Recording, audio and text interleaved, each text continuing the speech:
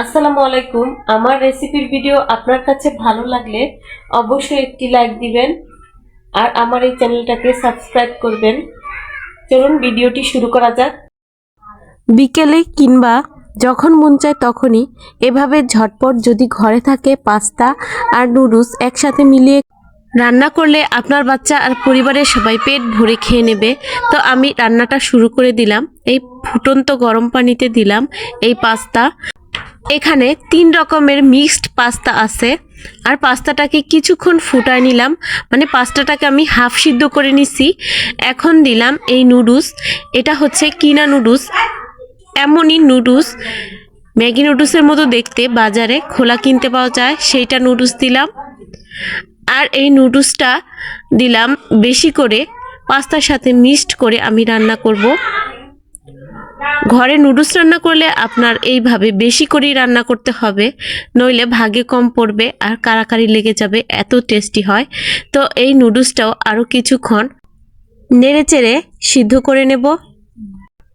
আর এই পর্যায়ে এখানে দেব এই তেল, রান্নার একটু তেল দিলেই যথেষ্ট, হাফ চামচ লবণ। এখন সিদ্ধ করে নিব ঢেকে রেখে। আর একটু ফুটতে লাগলেই দেখুন সিদ্ধ হয়ে গেছে। আপনাকে এ পর্যায়ে খেয়াল রাখতে হবে। আর আমি ঢেলে দিলাম ছাঁকনিতে। এখন একটু ঠান্ডা পানিতে ধুয়ে নিলাম আর হাতে একটু তেল নিয়ে লাগিয়ে নিলাম যেন ঝরঝরে থাকে। খুব সুন্দর সফট সিদ্ধ হয়ে গেছে দেখুন। তো চুলায় একটা পাত্র বসিয়ে পাত্রটা গরম করে নিলাম। গরম পাত্রে দিলাম তেল আর এখানে ডিম, পেঁয়াজ কুচি আর কাঁচামরিচ কুচি আছে, সাথে একটু লবণও নিছি। এখানে 2টা ডিম আছে, একটা হচ্ছে দেশি আর একটা হচ্ছে কেনা ডিম, আমার মুরগির দেশি ডিম।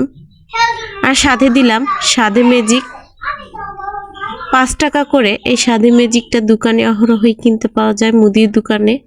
তো কিছুক্ষণ রেখে দিলেই চুলার উপরে, চুলার তাপটা মিডিয়াম রেখে এভাবে ভেঙে নেব, ডিম ঝুরি বানিয়ে নেব।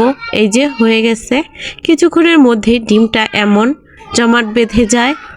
তো এখন ডিমটা তুলে নিতে হবে, আর কড়া ভাজা যাবে না।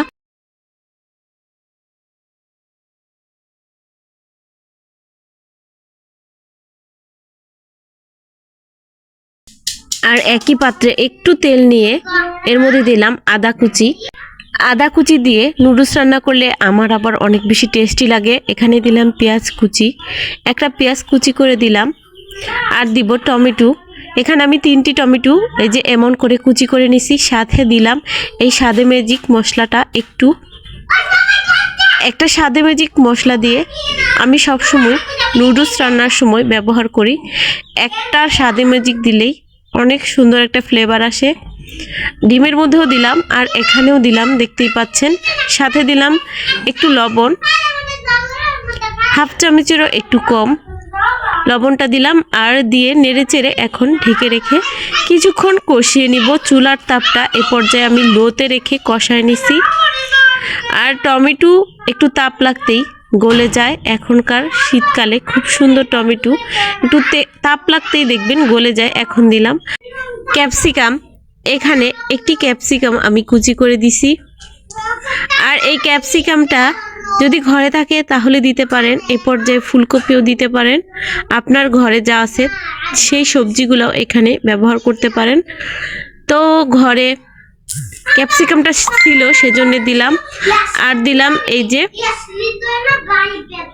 গাজর আর আলুটা গ্রেট করে নিচ্ছি। এখানে বড় 2টা আলু আছে, একটি বড় গাজর আছে, সেটা গ্রেট করে নিয়েছি। আর এখন এটা দিচ্ছি, গ্রেট করে নিলে আর কি সহজে সিদ্ধ হয়ে যায়। এখন এই উপকরণগুলো সব একসাথে আমি ভেজে নেব। কিছুক্ষণ চুলার তাপটা মিডিয়াম রেখে নেড়েচেড়ে ভেজে নিতে হবে। স্বাস্থ্যকর আর পুষ্টিকর নুডলস খেতে চাইলে এভাবে সবজি দিন। শীতকালে অনেক রকম সবজি থাকে ঘরে, সেখান থেকে একটু একটু সবজি দিয়ে এভাবে নুডলসটা রান্না করলে অনেক বেশি স্বাস্থ্যকর হবে। বাচ্চারা তো সবজি এমনিতেই খেতে চায় না, নুডলসের মধ্যে এভাবে গ্রেট করে সবজিটা দিলে খুবই টেস্টি হয়। এ পর্যায়ে আমি দিলাম কাঁচামরিচ। কাঁচামরিচের ঝাল অনেক বেশি টেস্টি লাগে নুডলসের মধ্যে। তবে আমি একটি না দুটি কাঁচামরিচ দিয়েছি এখানে। আর দিলাম এখানে ঘরে থাকা যে মশলা আছে সেটা দিলাম গরুর মাংসের মশলা। যে রাঁধুনি গরুর মাংসের মশলা থাকে অনেক সময় আমাদের ঘরে, সেটা দিলাম। না দিতে চাইলে গরুর মাংসের মশলা যদি না থাকে রাঁধুনি, তাহলে গরম মশলাটাও দিতে পারেন। এখন দিব এই সিদ্ধ করা নুডলসটা। তেল মাখিয়ে রেখেছিলাম সেজন্য আর নুডলসটা এত বেশি জমাট বাঁধেনি।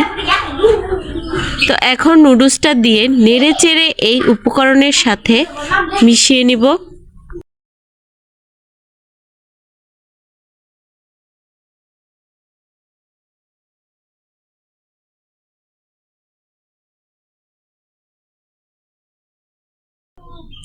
এখন বাকি নুডলসটা দিয়ে দিলাম। আগে আমি অল্প নুডলস নিয়ে মিশিয়ে নিলাম, এখন বাকি নুডলসটা দিয়ে পরে আবারও আমি মিশিয়ে নেব। এভাবে আমি দু ধাপে নুডলসটা দিয়ে মিশিয়ে নিলাম, কারণ এখানে অনেকগুলি নুডলস আছে, দেখেই বুঝতে পারছেন। এভাবে রান্না করলে অনেক বেশি টেস্টি হয়, তাই আমি বেশি করেই রান্না করছি, নইলে ভাগে পড়বে না, কারাকারি লেগে যাবে।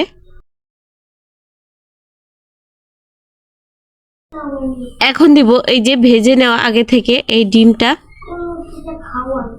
এ পর্যায়ে এই ডিমটা দিলে অনেক বেশি টেস্টি হয়। আর এখানে আমি ঘরে থাকা টমেটো কেচাপটা দিলাম।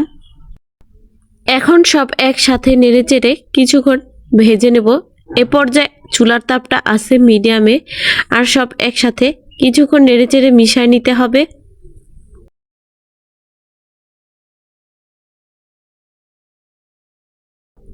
কিছুক্ষণ সব একসাথে নেড়ে চেড়ে আমি মিশিয়ে নিলাম। আর এখন চুলাটা অফ করে নামায় নিব। দেখুন লুকটা কেমন আসছে। এখানে আপনি কি সবজি দিয়ে রান্না করেছেন ধরতেই পারবে না। এখানে যে গাজর আছে, বাচ্চারা গাজর খেতে পছন্দ করে না, তো এমন করে গাজরটা গ্রেট করে দিলে অনেক বেশি টেস্টি হয়। আর দেখুন এর লুকটা কত সুন্দর লুক আসছে নুডলসের। পাস্তা আর নুডলস এভাবে একসাথে মিলিয়ে রান্না করলে খুবই টেস্টি হবে। এটা যে বাজারে সাধারণ নুডলস আর পাস্তা দেখে মনেই হবে না, এভাবে রান্না করলে ধরার উপায় নাই। মেহমান আসলে যদি এভাবে রান্না করা হয়, তাহলে মেহমান শুধু আপনারই প্রশংসা করবে আর বলবে আপনার হাতের নুডলসটা অনেক বেশি টেস্টি হয়। আর আপনি যদি এই নুডলসটা তার সামনে দেন, পুরো প্লেটই খালি করে দেবে, এত টেস্টি। আপনি হয়তো এটা দেখেই বুঝতে পারছেন। বন্ধুরা, এভাবে অবশ্যই বানিয়ে খাবেন আর কমেন্টের মাধ্যমে জানাবেন খেতে কেমন লাগলো।